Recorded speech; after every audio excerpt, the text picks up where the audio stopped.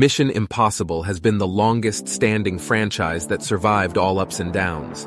In the midst of Hollywood's strike, Dead Reckoning has still managed to survive big screens and made good profit. Now, how much lobbying played a role in its success is something out of scope for us to discuss. But when it comes to Tom Cruise, all the hype around it is generally true. I am too guilty of watching the movie for only stunt sequences in real time.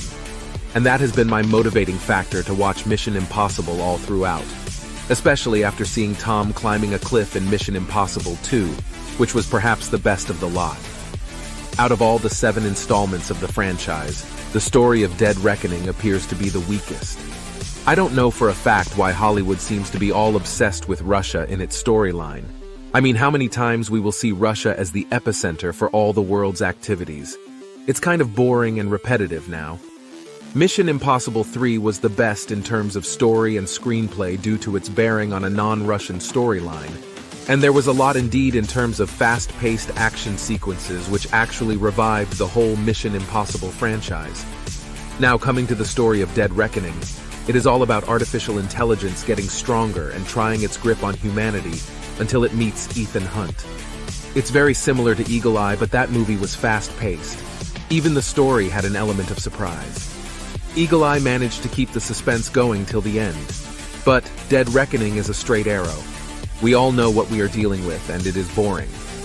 The interesting aspect is only in the stunts that we all crave for because of the hype on social media.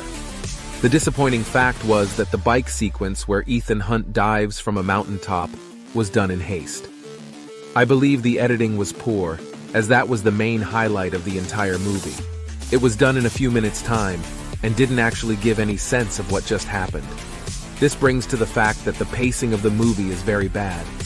The scenes that required depth and time were kind of fast-forwarded, and the boring elements were shot in length. The death of Ilsa Faust took some time, but the fistfight that led to her demise was unnecessarily prolonged. I'm not sure if the second part of the Dead Reckoning has some surprise for us regarding Ilsa Faust. I believe you can still watch part 1 of the Dead Reckoning if you're invested in the stunts performed by Tom Cruise like me. Well, that's my take on the subject. I'll leave you to sit through the movie with deep breaths. Don't forget to subscribe to my channel for more such insights.